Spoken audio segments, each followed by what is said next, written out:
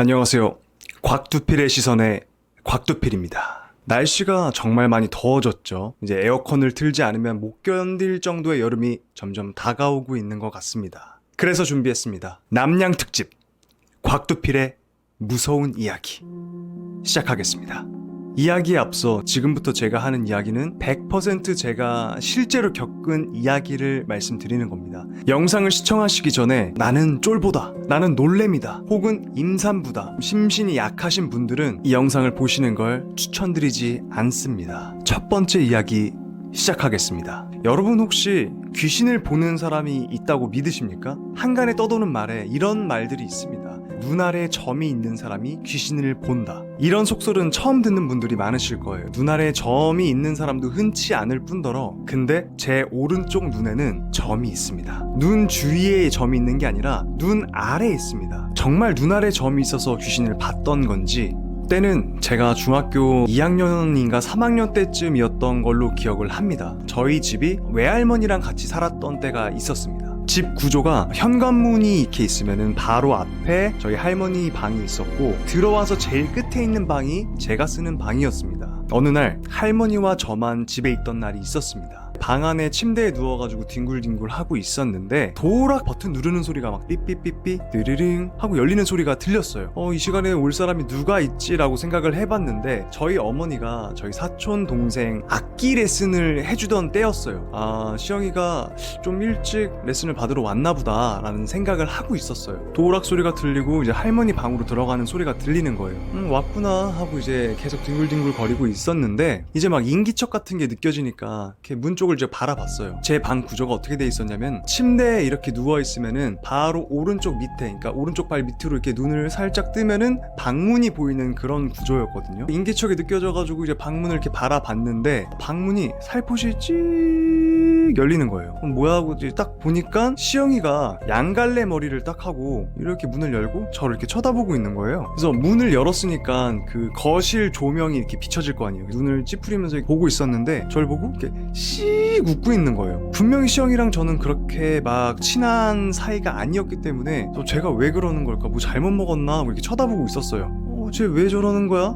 왜? 시영아 왜? 아무 말도 안 하고 씩 웃고 있더니 한참을 보다가 돌아서서 문을 닫고 나가는 거예요. 그러더니 다시 할머니 방으로 들어가는 것 같은 소리가 들렸어요. 제가 뭘 잘못 먹었나. 좀 이따가 또 도락 소리가 또 들리는 거예요. 띠띠띠띠띠 문이 열려. 저희 어머니가 들어오신 거예요. 엄마, 시영이 왔어. 시영이 레슨 받으러 왔나봐. 오늘 시영이 레슨 없는데 라고 말씀을 하시는 거예요. 뭐 가끔 할머니 이제 방 놀러 왔으니까 그럼 할머니한테 놀러 왔나 보다 해서 시영이 할머니 방에 있어 라고 말을 했어요. 그랬더니 할머니가 방에서 나오시면서 시영이 없는데 어딨어? 이러는 거예요. 분명히 시영이가 왔고 내가 잠결에 본 것도 아니고 분명 맨정신에 봤는데 그럼 내가 본 거 뭐지? 하고 날 쳐다보고 씩 웃고 있었는데 라면서 기억을 더듬어 봤거든요. 인상착의는 확실하게 이제 기억을 하고 있어가지고 기억을 하는데 그래 옷도 이거 입었지, 그래 머리는 양갈래로 땄지 하고 얼굴을 기억하려고 하는데 진짜 거짓말처럼 얼굴 부위가 그냥 이목구비가 기억에서 싹 사라지는 거예요. 양갈래 머리하고 옷 뭐 입었는지 하고 그게 다 기억이 나는데 이 딱 얼굴 부분만, 이 이목구비 부분만 기억에서 진짜 거짓말처럼 하고 지워지는 거예요. 그 웃고 있는 입만 빼고. 소름이 쫙 끼치는데 귀신을 보시는 분이 있다면 귀신을 기억하려고 하면 그 이목구비가 싹 사라지는 건지 혹시 아시는 분들은 댓글을 좀 달아주시고요. 이렇게 귀신을 내가 왜 이 집에서 봤는지에 대한 이야기는 좀 이따 나오니까 계속 시청해 주시기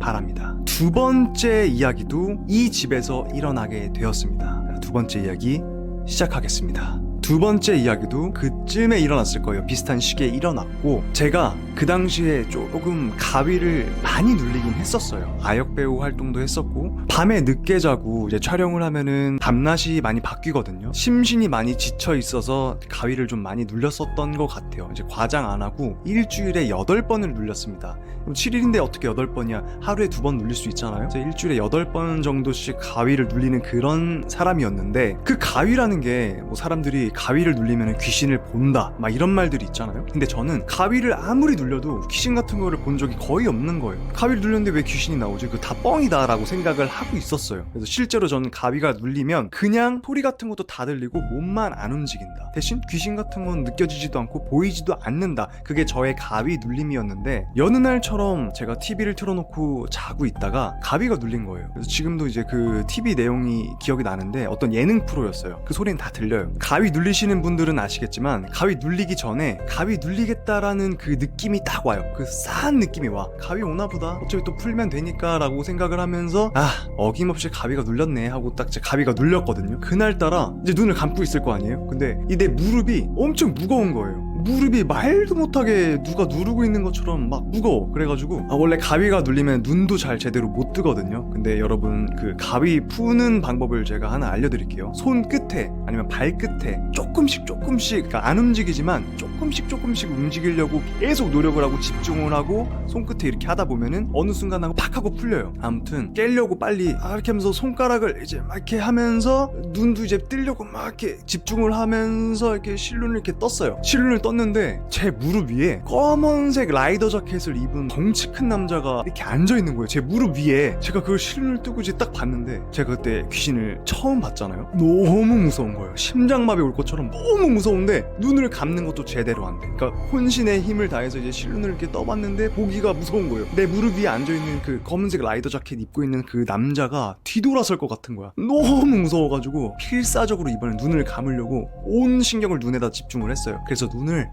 가까스로 딱 감았는데 몸을 딱 돌리는 느낌이 들면서 제 뺨을 빡 때리는 거예요. 그리고 깼어요. 봤더니 입안이 찢어져서 피가 나고 있는 거예요. 이거 정말 거짓말 아니고요. 진짜 100% 리얼입니다. 분명히 귀신은 영체라고 제가 알고 있는데 인간의 몸은 육체가 있잖아요. 영체가 인간의 몸을 건드릴 수 있다? 저는 말도 안 되는 그 일이라고 생각을 하거든요. 그래서 이런 일이 정말로 있을 수 있는지 아시는 분들은 댓글로 달아주시고요. 그리고 나서 이사를 갈 때 알아봤더니 그러니까 같은 라인 1001호라고 한다면은 901호, 그러니까 층은 다른데 같은 줄기에 있는 같은 라인, 저희 집 밑에 라인에 어떤 무당분이 신당을 차렸다는 얘기를 들었습니다. 그리고 그 신당을 차린 뒤부터 저와 저희 어머니가 해괴한 일들을 그 집에서 많이 겪었었던 것 같아요. 어머니도 분리수거를 하고 이제 집으로 돌아오는데 말도 안 되게 키 큰 남자가 옆을 쓱 지나가더래요. 천장에 머리가 닿을 정도에 쓱 지나갔대요. 그래가지고 엄마가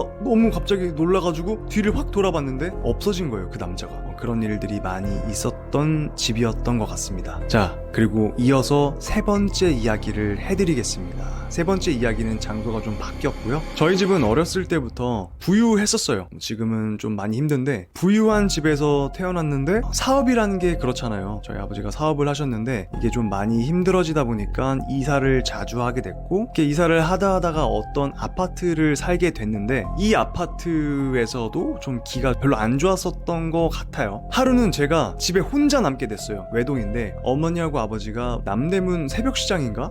가신다고 해가지고 집을 비웠었던 것 같아요. 아무튼 시장 가시기 전에 어디를 들렸다 가셔야 됐는지 모르겠는데 어쨌든 집을 나서서 제가 혼자 집을 보는 그런 상황이었습니다. 근데 집에 혼자 방에 있기가 좀 무서운 거예요. 거실로 나와가지고 그때는 좀 해가 떠 있었으니까 거실에서 이제 만화책을 그 당시에 되게 좋아했는데 만화책을 거실에 쌓아두고 보면서 시간을 때우고 있었어요. 아까도 말씀드렸다시피 심신이 좀 약했을 그때 당시였어가지고 항상 피곤했었거든요. 만화책을 보다가 제가 잠이 듭니다. 만화책을 보다가 잠이 들었다는 거는 제가 엎드려서 잠이 들었다는 뜻이잖아요. 거실 한가운데서 엎드려서 잠이 든 거예요. 또 그 촉이 오는 거예요. 가위 눌리기 전에 촉. 이거 가위 올 것 같다. 잠깐만, 내가 엎드려 있는데 가위 눌리면 이거 좀 무서울 것 같은데? 라는 생각이 드는데 아니나 다를까 가위가 빡 왔어요. 엎드려 있는데 큰일 났다. 뭔가 쎄하다. 왜냐면은 뒤가 안 보이잖아요. 아무리 노력을 해도 엎드려서 고개는 쳐박고 있고. 그래서 이제 큰일 났다, 너무 무섭다 이렇게 하고 있었는데 해가 지고 밤이 됐던 거예요. 시간을 정확히 모르겠는데 껌껌해. 가뜩이나 겁이 좀 많았었는데 와, 식은땀이 막 나는데 가위가 눌려도 그냥 몸만 안 움직이는 거니까 그 정도에서도 무서웠었는데 그래서 얼른 가위를 풀려고 손끝에 힘을 집중을 하고 있었어요. 막 이제 하려고 했는데 그날따라 너무 가위가 안 풀리는 거예요. 갑자기 발소리가 들리기 시작을 하는 거예요. 뭐지? 현관문 쪽에서 이렇게 한 명이 아닌 것 같아. 몇 명이 갑자기 발자국 소리가 득득득득득득득득 제 주위를 원을 이렇게 돌기 시작을 하는 거예요. 어림짐작으로 한 열댓 명은 됐던 것 같아요. 어른의 그 발자국 소리가 아니었던 것 같아요. 그 여러 개의 발자국 소리가 제가 엎드려 있었는데 저를 중심으로 원을 돌면서 막 도는 거예요. 근데 엎드려서 보지 못한다고 해도 그 기척이 느껴지는데 이 돌면서 나를 보고 있는 것 같은 느낌 알죠? 너무 무서운 거예요. 식은땀 나면서 나 진짜 빨리 풀어야겠다 막 이러고 있었는데 점점 돌면서 이 속도가 빨라져요. 근데 이게 인간의 속도가 아닌 것 같은 거야. 저를 중심으로 원을 막 도는데 지들끼리 막 웃는 거예요. 여자 꼬마의 목소리도 들리고 뭐 남자의 목소리도 들리고 남자 어른 목소리 들리는 것 같은데 저를 막 중간에 두고 인간의 속도가 아닌 걸로 막 돌면서 막 지들끼리 막 웃으면서 저를 막 가리키는 것 같은 그 느낌이 드는 거예요. 그 죽음 직전까지 공포가 차올라가지고 손가락을 막 끝을 이렇게 막 힘을 주면서 가위를 풀려고 막 이렇게 하고 있었어요. 그래서 거의 풀리랑 말리랑 하고 있었는데 갑자기 발걸음 소리가 딱 멈추는 거예요. 나 풀렸나? 가위는 아직 안 풀렸어. 갑자기 내 귀 옆에서 뭔가가 쑥 하고 내 귀 옆으로 돌아와. 얘 풀려고 하네? 그 순간 빡 풀면서 제가 소리를 꽥 지르면서 하면서 1층에 경비 아저씨가 있었는데 경비 아저씨한테까지 막 계단으로 뛰어내려가가지고 살려달라고 저 좀 살려달라고 하면서 경비 아저씨 옆에서 아버지 어머니가 올 때까지 기다렸던 그런 기억이 있습니다. 여러분 이 세 번째 이야기를 들으셨으면은 나 이 이야기 어디서 들어본 것 같은데 라는 생각을 하셨을 거예요. 왜냐면 제가 어떤 예능을 봤는데 하하 씨였을 거예요. 괴담 이야기를 해주는데 아주 비슷한 얘기를 하시는 거예요. 물론 제가 겪었던 게 훨씬 더 전이었고 하하 씨가 말씀해주신 그 귀신 얘기는 친구분이 가위를 풀려고 하는데 귀신이 와가지고 얘 풀려고 하네? 와 제가 겪은 거랑 너무 똑같은 얘기를 하시는 걸 딱 보면서 아 저 이야기는 진짜 진짜다 진실을 말씀하시는구나 라는 생각을 딱 알게 되었어요. 어쨌든 저는 그 집에서 엄청나게 무서운 경험을 했고 알고 보니까 그 집 라인에도 무당분이 살고 계셨던 거예요. 그래서 이게 우연의 일치라고 하기에는 좀 너무 굉장한 우연이긴 한데 이 집도 그렇고 아까 첫 번째 두 번째 집도 그렇고 무당분이 계시는 그쪽 라인에 살면은 저는 좀 무서운 경험을 많이 했었던 것 같습니다. 아무튼 제 이야기들은 100% 정말 실하고 제가 겪었던 이 무서운 이야기 세 가지를 말씀을 드렸는데 좀 어떻게 더위가 가셨는지 모르겠습니다. 좀 가셨으면 좋겠고요. 이 남양 특집이 그래도 반응이 괜찮다면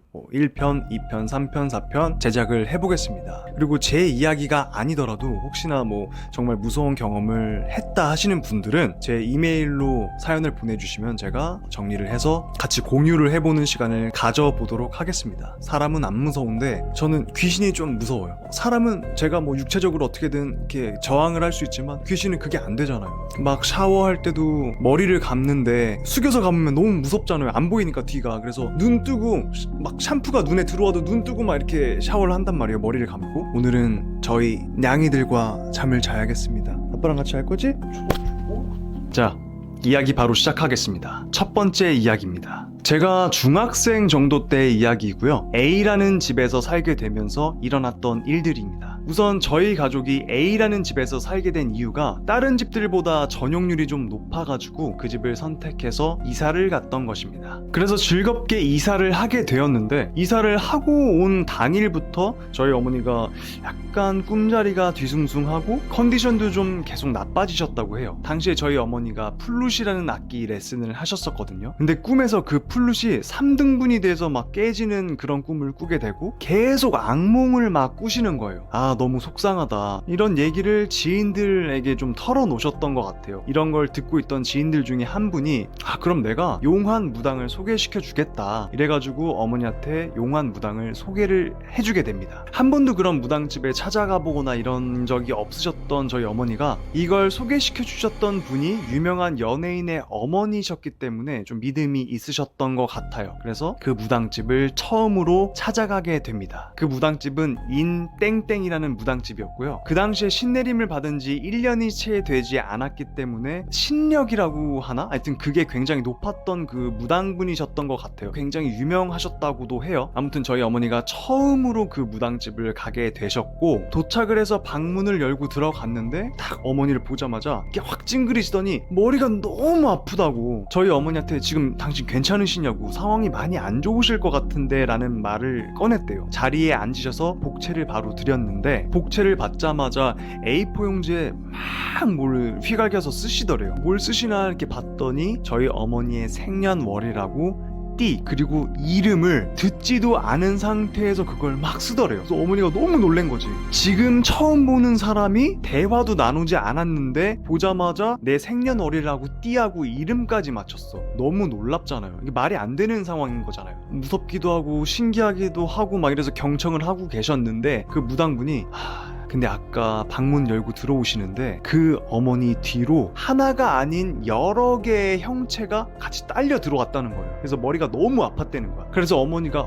그럼 나 어떻게 해야 되냐 막 이렇게 물어보셨나 봐요. 그랬더니 무당분이 그 집은 당장 부적을 써야 된다 이렇게 말씀을 하셨대요. 근데 그 당시에 TV에서 무당분들이 부적으로 덤터기 씌워가지고 돈 뜯어내고 이런 사건들이 많았던 그 시절이어가지고 말도 안 되는 금액을 부르면 어떡하지 막 그런 걱정을 하셨대요. 근데 무당분이 걱정하지 말라면서 이렇게 부적을 써주셨는데 뭐 가격도 굉장히 적당했다고 하셨어요. 그래 이 정도의 가격이면 설령 효능은 없더라도 내 마음은 좀 괜찮아지겠구나. 그 정도의 가격이었기 때문에 수락을 했고 근데 무당분이 부적을 주면서 이 부적은 집 신발장 안에 넣어두고 10일을 기다린 후에 그 부적을 다시 꺼내서 태워라. 태운 뒤에는 다시 한번 찾아와라. 이렇게 말을 했대요. 그래서 어머니는 그 부적을 들고 집으로 오게 됩니다. 신발장을 열고 부적을 넣어뒀어요. 그 당시에도 그렇고 지금도 그렇고 저희 가족은 항상 반려동물을 키웁니다. 지금 저는 부모님과 같이 살고 있진 않지만 저희 부모님은 항상 강아지들과 함께 생활을 하세요. 다른 집은 잘 모르겠는데 강아지를 키우면서 저희는 항상 방문을 열어놓고 지냈어요. 애들이 왔다 갔다 할 수 있게끔. 어머니가 안방에서 자려고 이제 누우셨어요. 방문은 좀 열려 있었고. 그래서 자려고 하고 있었는데 이상한 소리가 방문으로 이렇게 들어오더래요. 무슨 소리지? 거실에는 저희 아버지밖에 없었거든요. 계속 이상한 소리가 들려서 저희 어머니가 방문을 이렇게 빼꼼 보셨대요. 안방에서 방문을 통해서 이렇게 보면 거실하고 소파가 이렇게 보이거든요. 그 소파에는 아버지가 앉아 계셨고 보니까 아버지 옆에 누군가 앉아 있는 거예요. 붉은색 투피스를 입은 여자가 아버지 옆에 앉아 있었던 거예요. 아버지 옆에 앉아서 조잘거리는 소리를 계속 내고 있었던 거예요. 어머니가 너무 무섭잖아요. 근데 그 여자가 쓱 일어나더니 이렇게 아버지를 돌아서 현관문으로 이렇게 나가더래요. 그 광경이 믿기지도 않고 무섭기도 하고 근데 걱정이 되더래요. 제가 제 방에서 잠을 자고 있었거든요. 어머니가 안방문을 팍 열고 제 방으로 막 달려오셨어요. 그래서 이상한 게 없나 이렇게 둘러보는데 제가 이렇게 침대가 이렇게 있으면 침대의 머리맡 위쪽 벽에 인형이 하나 걸려 있었거든요. 그네를 타는 인형이었는데 그 인형이 이렇게 저를 내려다보면서 일그러진 표정으로 노려보고 있었다는 거예요. 어머니가 너무 놀래가지고 그 인형을 바로 잡아떼가지고 봉투에 집어넣고 둘둘 말아가지고 아침이 올 때까지 막 기다린 거예요. 날이 밝고 그 아침이 무당이 말해준 10일째가 되던 날이었던 거예요. 그래서 바로 신발장에 있던 부적을 꺼내서 불로 태우고 그 인형을 들고 인땡땡이라는 무당집으로 달려가게 됩니다. 지금까지 있었던 일들을 막 얘기를 해줬대요. 그리고 그 인형을 그 무당집 쓰레기통에다 버렸대요. 그래서 왜 안 태웠냐고 나중에 물어봤더니 그 인형이 플라스틱으로 만들어졌기 때문에 태울 수는 없어가지고 그 무당집 쓰레기통에다가 버리셨다는 거예요. 아무튼 그 무당분이 저희 어머니를 이렇게 보시고 급한 불은 꺼졌습니다 라고 했대요. 아무튼 급한 불이 꺼졌다고 하니까 저희 어머니는 조금 안심이 되셨나봐요. 집으로 돌아오셨고 큰 일이 벌어지지 않고 시간이 좀 흘렀어요. 그 집의 계약이 다 돼서 이사를 나와야 되는 타이밍이 왔던 거예요. 그렇게 이사를 하기 이틀 전에 이상한 일이 하나 발생을 합니다. 저희 어머니가 방에서 주무시려고 딱 이렇게 누우셨는데 방문을 좀 열어놓고 생활을 했다고 했잖아요. 그 열린 틈으로 뭔가 검은 게 쓱 이렇게 들어오더니 천장으로 막 기어 올라가더래요. 사람의 형태로 딱 바뀌더니 저희 어머니를 이렇게 노려보고 있었다는 거예요. 공포심이 한계까지 올라와서 아무것도 못하고 얼음처럼 이렇게 얼어붙어 있었대요. 1분 정도를 저희 어머니를 노려봤고 갑자기 팡 하고 사라졌대요. 너무 무서우셔가지고 잠도 안 오고 그렇게 밤을 지새우셨대요. 아무튼 다음 날이 됐고 이사가기 하루 전날이잖아요. 어차피 입주 청소가 들어오겠지만 화장실을 좀 깨끗하게 청소를 해주자. 매일 하는 청소였지만 그래서 화장실 청소를 막 이렇게 하고 계셨는데 밖에서 전화가 오더래요. 휴대폰을 충전기에 꽂아놓고 이제 청소를 하셨으니까 아무 생각 없이 이제 나가서 휴대폰 쪽으로 갔는데 걸려온 전화가 없는 거야.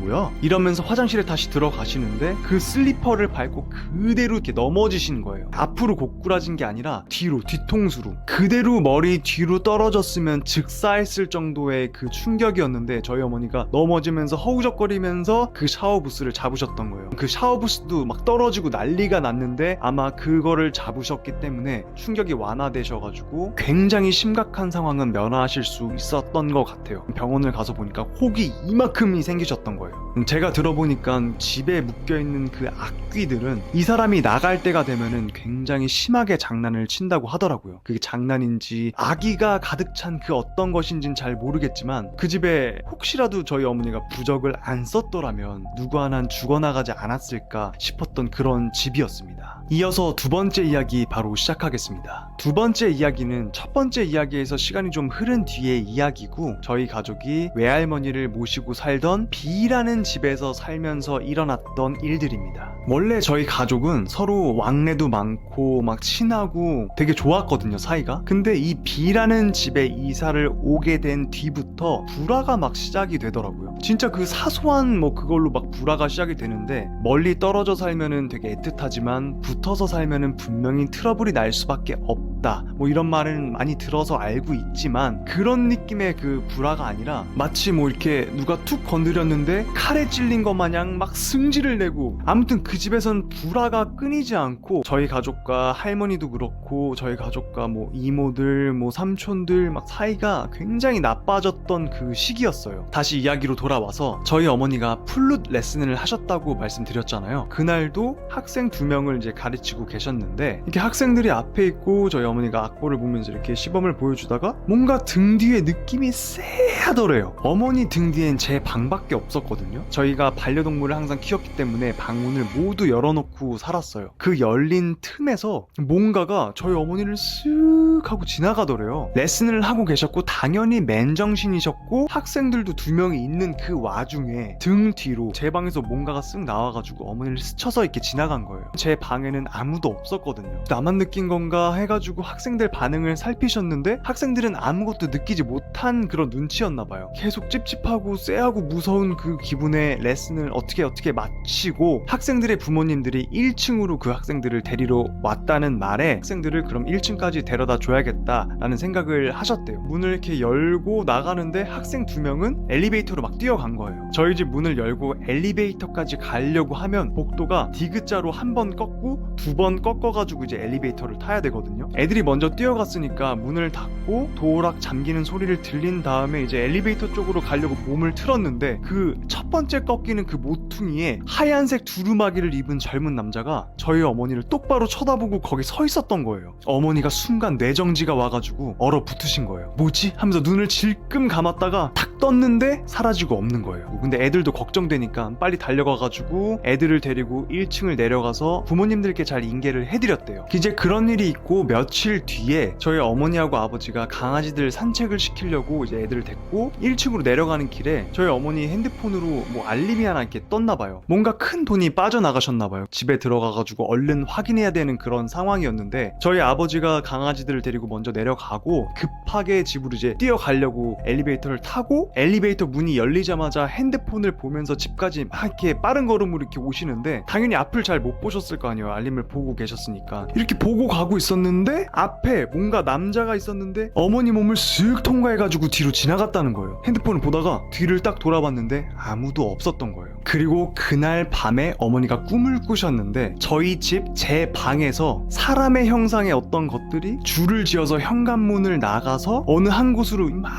계속 지나가더래요. 꿈에서 깨신 뒤에 곰곰이 생각을 해봤더니 제 방을 나와서 현관을 지나쳐서 줄줄이 들어간 그 곳이 아까 말씀드렸던 흰 두루마기를 입고 있던 젊은 남자, 그 남자가 서 있던 곳이었고, 핸드폰 알람을 이렇게 보고 막 오다가 어떤 남자가 몸을 통과해서 쓱 지나간 그곳, 이 모든 곳이 같은 곳이었어요. 근데 정말 소름 끼치는 우연의 일치가 뭐냐면 그 집이 무당집이었어요. 무당집인 걸 어떻게 알았냐면, 그 무당집은 항상 현관문을 이렇게 열어놓고 뭔가를 막 했는데 지나가면서 이렇게 봤을 거 아니에요. 근데 거기가 무당집이었고, 가족들과의 불화도 엄청 심해지고 어머니도 이 집에선 계속 이상한 일들만 겪으셔가지고 이 집에선 도저히 살 수가 없다라는 판단을 내리셨고, 우리 가족은 뿔뿔이 흩어지게 됩니다. 아버지는 아버지대로 따로 나가서 살고, 저희 할머니 할머니도 따로 나가서 사시고 어머니는 저를 데리고 따로 나가서 살게 됩니다. 지금 생각해보면 그 집에선 정말 너무 안 좋았던 일들이 많았던 것 같아요. 저도 귀신인지 아닌지 뭔가를 계속 보고 몸은 계속 쇠약해져 가고 가족들끼리 막 계속 싸우고 그 집에는 수많은 어떤 나쁜 것들이 많았던 것 같아요. 어머니가 꿈을 꾸셨던 것처럼 어떤 나쁜 것들과 막 여러 가지 영가들이 무당집으로 가는 통로의 어떤 그런 개념이 아니었을까 그런 생각이 듭니다. 그리고 제가 저번 영상에서 말씀드렸던 그 귀신 썰들이 이 집에서 많이 일어났던 거였거든요. 궁금하신 분들은 제가 위에 링크를 걸어둘 테니까 한번 보시고 오는 것도 괜찮을 것 같습니다. 자, 이어서 세 번째 이야기 바로 시작하겠습니다. 두 번째 이야기에서 저희 가족이 뿔뿔이 흩어졌다고 말씀을 드렸잖아요. 이 뿔뿔이 흩어지고 나서 몇 년이 흐른 뒤의 이야기입니다. 저와 어머니는 따로 나가서 살게 되었는데 어느 날 저희 아버지가 집을 찾아오게 됐어요. 몇 년이 흐른 뒤에 오해 같은 거를 많이 풀게 되었고 화해를 잘 하게 돼서 다시 한번 같이 살게 되었습니다. 당시엔 어머니와 저만 따로 나가서 살았기 때문에 집이 되게 좁았어요. 그래서 아버지가 합류하게 됐는데 그 집은 셋이서 살기 너무 비좁았기 때문에 이사를 다시 한번 가야 됐어요.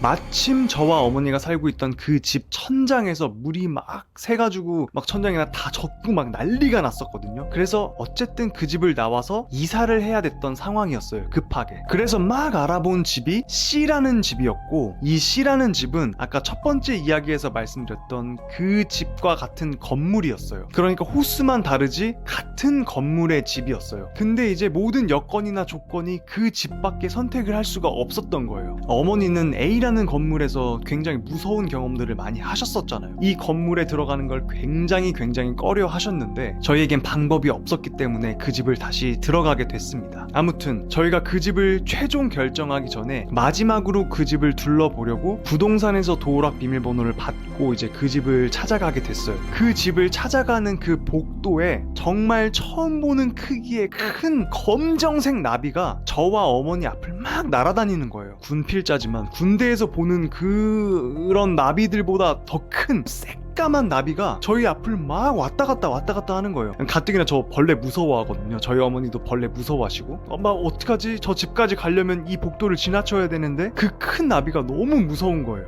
어떻게 하자 하다가 제가 손에 그 파일철 그 서류 같은 걸 들고 있었거든요. 살살 이렇게 허이 하면서 옆으로 막 이렇게 밀어내는데 얘가 안 비키고 계속 그 우리 앞을 막고 있는 거야. 지금 생각해보면 그 나비가 일종의 경고라고 해야 될까? 그 집에 가지 못하게 하려고 막 그런 거 같았어요. 그러니까 그 집에 들어가지 말았어야 됐어. 어쨌든 그 파일철 같은 걸로 허이 해가지고 잘 비키게 하고 이제 그 집을 들어가게 됐습니다. 도어락 문을 열고 최종 점검을 하려고 들어갔는데 진짜 말도 안 되는 그 악취가 코를 빡 찌르는데 야 이거는 내가 평생에 맡아보지 못한 그런 악취가 이렇게 나는 거예요. 심지어 그 집은 입주 청소까지 다 완료한 집이었거든요. 그러니까 그 뭐 시체 썩는 냄새를 맡아본 적이 한 번도 없는데 이런 냄새가 아닐까 싶을 정도의 그 이상한 악취가 코를 빡 찌르는 거예요. 그래서 이 악취가 대체 어디서 나는 거지 막 이렇게 찾고 있었는데 갑자기 빵 하면서 문이 닫히는 거예요. 바람도 없었고 안방 문이 빵 하고 닫혔는데 이게 그냥 닫힌 게 또 아니야. 가서 문을 열어보려고 하니까 안에서 잠긴 거예요. 심지어 이 문이 돌려서 잠그는 것도 아니고 그 문고리 밑에 이렇게 핀처럼 돼 있는데 그걸 누르면 잠기는 거였거든요. 악취는 나지 문은 빵 닫혀가지고 막 잠기지. 어쨌든 열쇠공을 불러서 문을 열게 되었습니다. 그렇게 느낌이 막 쎄한 와중이었는데 다음날이 잔금을 치르는 날이었어요. 어쩔 수가 없잖아요. 부동산에 가가지고 저희 어머니가 나 이 집 진짜 못 들어오겠다. 막 냄새도 엄청나고 문이 잠겨가지고 열쇠공을 그 시간에 불러서 막 다 열었다. 막 이런 얘기를 했는데 보통의 부동산에서는 잔금 치르는 날 이런 얘기를 왜 하냐 막 화를 낼 수도 있는 그런 상황이었는데 막 과도한 친절을 베풀면서 아 그러셨어요? 저희가 뭐 해드려야죠. 한번 가서 확인하고 저희가 다 해드릴게요. 막 이렇게 과도한 친절을 막 하는 거예요. 그래서 이상하다 왜 이런 반응을 보이는 거지? 의아하긴 했었어요. 아무튼 부동산에서 집을 들어와가지고 확인을 해봤는데 정말 악취가 굉장히 심하게 났고 그래서 그 싱크대인가 막 거기 호스 막 밑에 배관 그런 거 있잖아요. 그런 거를 다 부동산에서 교체를 해주셨어요. 아무튼 그렇게 교체를 하고 나서 악취가 사라진 것 같긴 한데 완전히 사라진 건 아니더라고요. 그래도 이제 교체도 해줬고 이렇게 친절하게 해줬으니까 느낌은 쎄했지만 결국 계약을 하고 그 집으로 들어가게 되었습니다. 이삿짐을 풀고 정리를 하는 와중에 또 이제 버릴 게 막 나오잖아요. 저희 아버지하고 어머니가 분리수거를 하러 이렇게 나가시는데 아버지가 분리수거 할 걸 이렇게 들고 먼저 신발을 신고 이렇게 나가셨어요. 이제 어머니가 이제 또 신발을 신고 들고 나가려고 하는데 현관문으로 말도 안 되게 키가 큰 남자가, 사람이라는 느낌이 안 들 정도의 큰 남자가 그림자를 이렇게 몸에 걸쳤다는 그런 느낌의 어두운 현관문 앞으로 이렇게 슥 지나가더래요. 저희 어머니가 신발을 신고 있는데. 근데 이게 사람일 수도 있잖아요.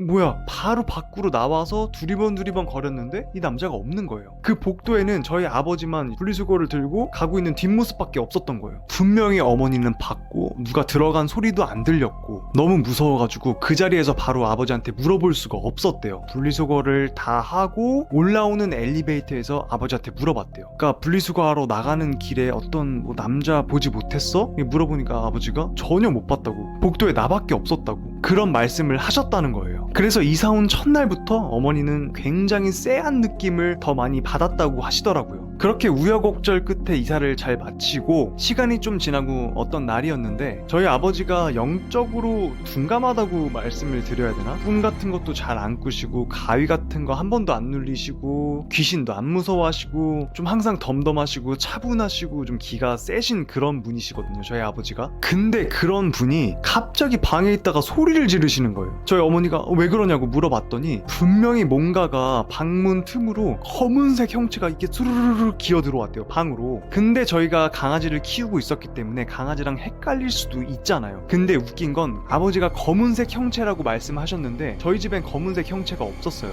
왜냐면 강아지들이 다 말티즈였기 때문에 다 흰둥이였거든요. 아무튼 그 정체를 알 수 없는 이상한 검은색 형체가 기어가지고 막 들어왔대요, 방으로. 그렇게 이상한 일을 겪고 주무시려고 누웠는데 밤 12시인가쯤에 포천경찰서에서 전화가 한 통이 옵니다. 아버지가 전화를 받고 난리가 나셨어요. 경찰서에서 저희 아버지 동생, 그러니까 작은 아버지가 돌아가셨다는 전화가 왔던 거예요. 친족이 확인을 해줘야 된다. 그래서 저와 어머니 아버지는 포천경찰서로 달려가서 시신을 확인하게 됩니다. 저희 작은 아버지가 맞으셨어요. 이 집에서는 뭐 안 좋은 일들이야 계속 많았지만 주변 사람들이 하나둘씩 죽어나가는 거예요. 우연의 일치라고 하기엔 좀 그런데 저희 할아버지도 돌아가시고 삼촌도 돌아가시고 뭐 친척도 돌아가시고 저희가 키우는 강아지도 죽고 말 그대로 그 집에서 살면서 줄초상이 나는 거예요. 삼촌이 돌아가셨다는 그 연락을 받은 날 저희 아버지가 보셨던 그 검은 형체가 혹시 삼촌이었는지 아니면 다른 악귀였는지는 아직 잘 모르겠지만 소름 끼치는 그런 일이었고요. 이건 번외의 이야기인데 제가 그 집에 살면서 이상한 경험을 겪었던 게 한두 번이 아니지만 정말 신기했던 그리고 좀 무서웠던 일들 중에 하나가 뭐가 있었냐면 저가 이제 집에서 엘리베이터를 타고 내려가는 길이었는데 엘리베이터 안에서 아무도 없었는데 코에 향 냄새가 훅 올라오는 거예요. 엘리베이터 문이 열려 있으면 그 층에서 나는 그 냄새가 엘리베이터 안에 들어왔을 수도 있잖아요. 근데 그게 아니라 아무 냄새가 없던 엘리베이터에서 나 혼자 내려가고 있었는데 코끝에서 그 향 냄새가 진하게 훅 올라오는 거예요.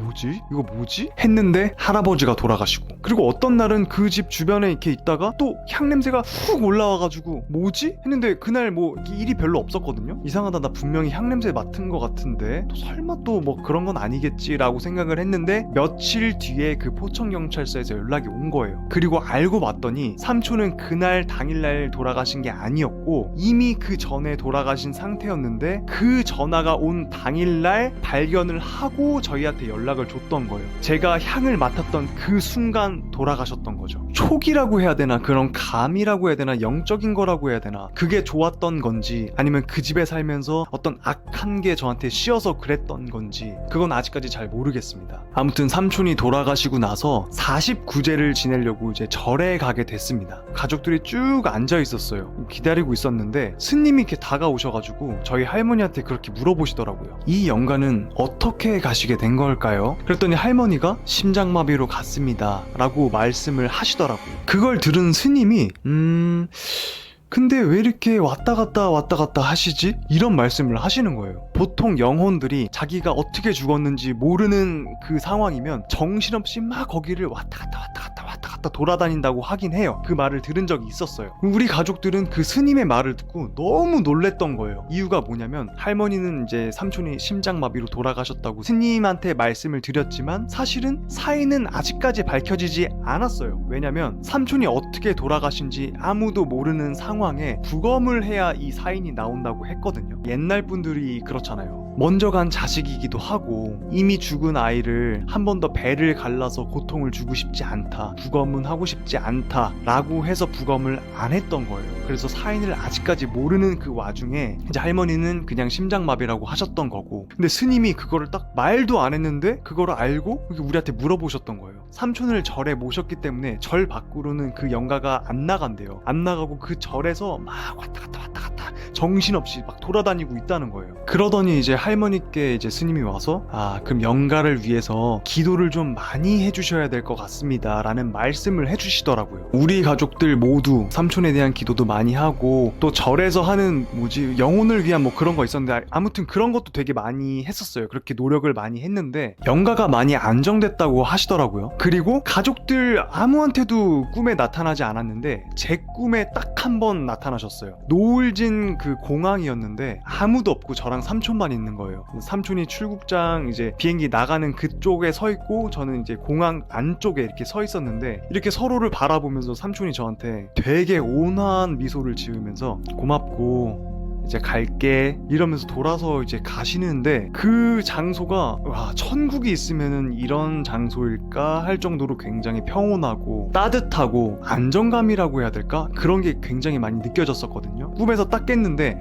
삼촌 좋은 데로 가셨구나 이런 생각이 딱 들더라고요. 그렇게 큰 일이 있고 난 뒤에 그 집에서 안 좋은 일들이 속도를 높이면서 일어나기 시작했어요. 집에서는 센서 등이 갑자기 이유 없이 팍 나가는데 그냥 깨져서 나가는 거. 아무도 건드리지 않았는데 깨져서 나가고. 그 어머니랑 이 집에 처음에 들어왔을 때 방문이 쾅 닫혔다고 했잖아요. 그 방문의 문고리가 이유 없이 바닥으로 뚝 떨어지고, 아무도 들어가지 않는 화장실에 샤워기 헤드가 떨어져가지고 완전 개박살이 나 있고. 그래서 우리 모두가 한마음 한뜻으로 이 집에서는 더 이상 살 수가 없다, 이 집에서 살면은 진짜 다 죽어서 나갈 것 같다 라는 생각을 하게 됐고, 그 집의 계약기간이고 뭐고 이 집에서 못 산다 주인한테 막 설명을 했더니 7개월도 안 살았을 거예요. 근데 주인이 오케이 해가지고 나가게 됐습니다. 이제 그 집을 나가면서 부동산에 저희 어머니가 물어보셨어요. 근데 이 집에 뭔가 있죠? 부동산에선 아니라고 절대 없었다고 아니라고 그러더니 계속 물어보니까 뭐 딱히 그런 건 없었는데 이 집에서는 딸 둘과 어머니 한 명, 그렇게 여자 세 분이서 살았었고 뭐 좀 지저분하긴 했었는데 뭐 그 사건은 없었다. 근데 이상하게 저희가 들어가기 전에 한 달 반 정도의 공실이 있었고, 계속 물어보니까 그제서 이제 부동산에서 이렇게 말을 해주는 거예요. 뭐 사실 제 친구가 무당인데 이 건물에 살았었고, 무당인데도 불구하고 그 집의 그 기운을 못 이겨가지고 나가게 됐다고 하더라고요. 그 무당이 나가면서 이 부동산 친구에게 해준 말이, 이 건물은 생각보다 굉장히 음하고 음습하고 그래서 너는 절대로 이 건물에 들어와서 살지 말아라 하고 도망치듯 이사를 갔다고 하더라고요. 이제 그 말을 듣고 정말 큰일 날 뻔했다, 그 집에 계속 살았으면 정말 줄초상이 났겠구나 이런 생각을 하게 되었습니다. 사람이 살면서 그 지내는 터가 굉장히 중요하다고 하잖아요. 이 세 군데의 집을 살면서 굉장히 절실하게 느꼈던 거고, 여러분들도 이사를 하실 때 햇빛은 잘 들어오는지 음습하거나 이상한 쎄한 느낌이 나진 않는지 그런 거를 정말 잘 체크하시고 이사를 가시기 바랍니다. 정말 한 사람의 인생이 송두리째 바뀔 정도의 일이 생기긴 하더라고요. 오늘은 저희 아버지가 겪으신 100% 실화 이야기를 해드리려고 합니다. 이야기에 들어가기에 앞서서 자기가 쫄보다, 놀래미다, 혹은 임산부다 하시는 분들은 시청을 자제해 주시기 바라겠습니다. 여러분은 혹시 저주라는 것을 좀 믿으시는 편이신가요? 저는 지금 해드릴 이 이야기 때문에 저주라는 것이 분명 존재한다고 믿게 되었습니다. 그럼 이야기 바로 시작하겠습니다. 때는 1980년대 초, 저희 아버지가 대학교를 졸업하고 얼마 지나지 않아서 일어난 일이었습니다. 어느 주말 아침에 아버지의 매형,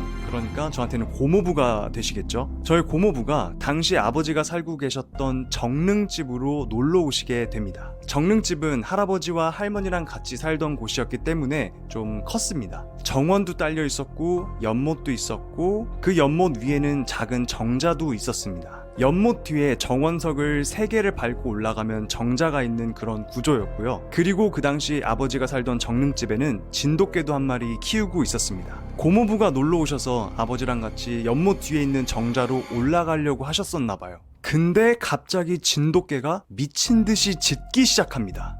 이상하네. 얘가 왜 이러지? 하고 뭐 때문에 짖는지 쳐다보게 됐는데 그 정자로 올라가는 정원석 하나를 보고 미친 듯이 짖고 있었던 거예요. 아버지와 고모부는 그 정원석을 자세하게 들여다보게 되었습니다. 그때였습니다. 뭔가 검고 큰 게 꿈틀꿈틀거리고 있었던 거예요. 고모부는 재빨리 긴 막대를 구해 오셨고 그것을 지렛대 삼아 정원석을 조금 들어 올려보게 됩니다. 아버지와 고모부는 깜짝 놀라셨습니다. 크고 검은 구렁이 한 마리가 또아리를 틀고 있었던 거예요. 너무 놀란 아버지는 집에 가족도 있고 그대로 둘 수가 없으셨대요. 그래서 뱀이 무서웠지만 철사로 만든 올가미로 구렁이를 끄집어내게 됩니다. 철사로 올가미를 만들어서 그런지 잘 풀리지도 않았고 맨손으론 도저히 풀어줄 수가 없었대요. 그래서 어떡하지 하시다가 그 마을에 있는 통장에게 가게 됩니다. 마을 통장님한테 가서 지금 이 상황을 설명해드리고 그 잡은 뱀을 드리려고 했는데 그 이야기를 듣고 통장님이 기겁을 하면서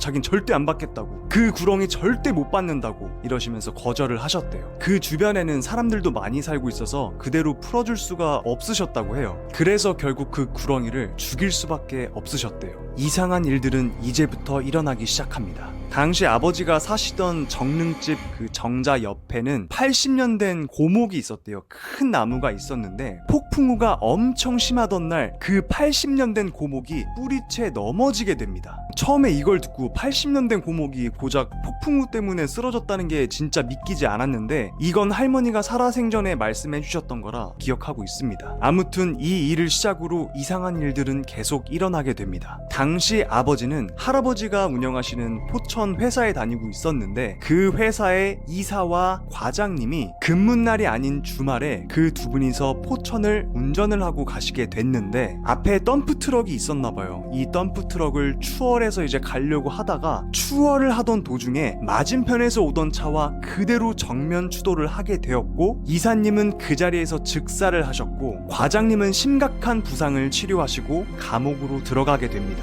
그래서 그 죽은 이사님의 보상금으로 당시에 억대라는 어마어마한 돈을 물어주게 되었습니다. 그리고 그쯤 부천에서 의정부로 회사를 확장 이전하는 그 당시였는데 보상금도 들어가고 회사 확장 이전으로도 굉장히 많은 돈이 들어가게 되고 양쪽으로 엄청난 돈이 들어가게 돼서 회사와 집안 사정이 점점 악화되기 시작합니다. 그리고 이 당시쯤에 제가 태어나게 되었고요. 계속해서 크고 작은 사건들이 잇따라 일어나게 되고 저도 태어나고 아버지가 걱정이 엄청나게 크셨나봐요. 미신 같은 건 전혀 믿지 않는 아버지셨는데 어머니랑 같이 용하다는 무당집을 스스로 가시게 됩니다. 무당에게 지금까지 있었던 일들을 전부 설명해줬는데 아버지를 쓱 보더니 무당이 그러더래요. 근데 왜 전부 다 말을 안 했을까? 그 뱀 새끼뱀뱀이었지? 아버지는 그 무당이 한 말을 듣고 굉장히 놀라셨어요. 왜냐면 정말 그 구렁이가 알을 베고 있었던 상태였던 거예요. 무당이 말하길 그 행동이 정말 엄청나게 큰 죄를 짓는 행동이었다고 해요. 집에 있는 독사가 아닌 구렁이를 죽인 것도 엄청난 죄인데 그 구렁이가 새끼를 베고 있었다? 이건 말도 안 되게 큰 죄라고 하더래요. 그러면서 무당이 한 얘기를 들려줬는데 자신이 무당이 되기 전에 언니랑 이제 밤길을 걷고 있었대요. 길을 걷다가 보니까 가로등 밑에 이쁜 스카프가 떨어져 있어가지고 이쁘다 하면서 언니랑 막 달려가가지고 스카프 쪽으로 갔는데 그게 스카프가 아니라 뱀이었던 거예요. 그래서 그 뱀을 어찌저찌 싸와가지고 자기 아버지한테 끓여서 드시게 드렸던 거예요. 무당의 아버지가 이 뱀을 잡수시게 되고 그 이후로 이 무당은 모든 경제력을 다 잃게 되고 건강도 엄청 나빠지게 되고 신병이라고 하죠. 이유와 원인을 알 수 없는 고통이 계속돼서 그래서 신을 받고 무당이 되었다는 말을 해주더래요. 그만큼 뱀, 구렁이를 죽이는 건 아주 큰 일이라고,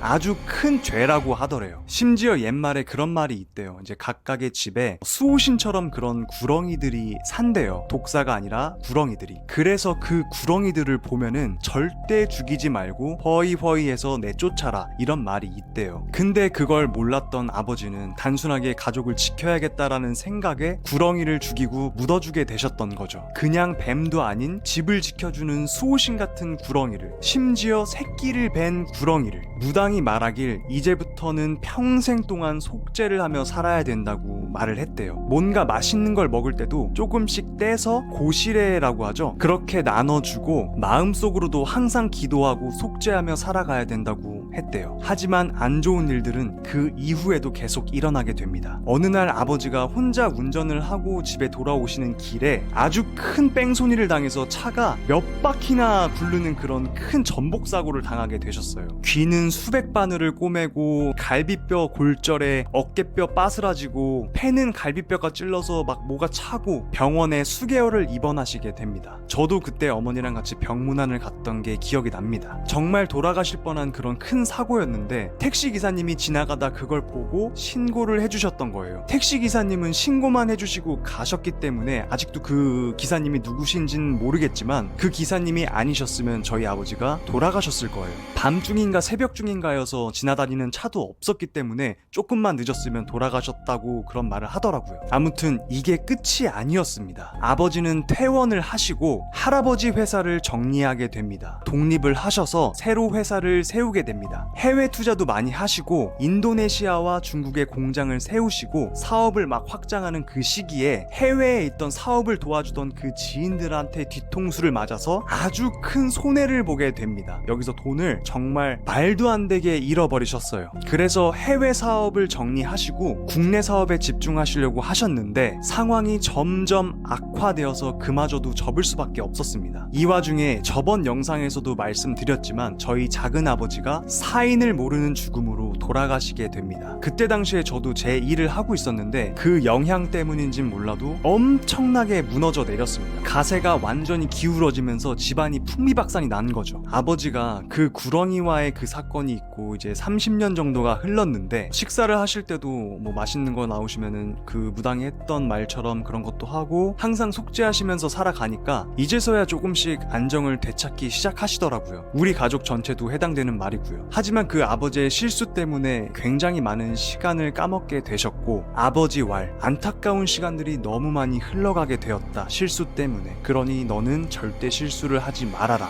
라고 하셨습니다. 지금까지 말씀드렸던 이 모든 건 그 구렁이의 저주가 아니었을까 하는 생각이 듭니다. 오늘은 곽두필의 무서운 이야기 곽두필 편, 어머니 편에 이어서 저희 아버지 편을 소개해드렸습니다. 이 이야기들은 순도 100% 실화 이야기고요. 많이 좋아지긴 했지만 아직 다 끝난 게 아니라는 생각이 들기도 합니다. 이와 관련해서 비슷한 경험이 있으신 분들은 댓글 달아주시고요. 궁금하신 점이나 느낀 점들도 댓글로 달아주시면 성심성의껏 답변해드리겠습니다. 그리고 저희 가족 이야기는 합본편으로 한번 올리겠습니다. 구독과 좋아요는 사랑입니다. 곽두필의 시선에 곽두필이었습니다. 감사합니다. 아, 고양이 보고 가세요. 오늘은 새초롬한 고양이 디올입니다. 너 왜 카메라만 보면 얼어있어? 응? 구독과 좋아요 눌러주세요. 아빠랑 추루 먹을까? 가자. 간식 먹으러 가자. 저거.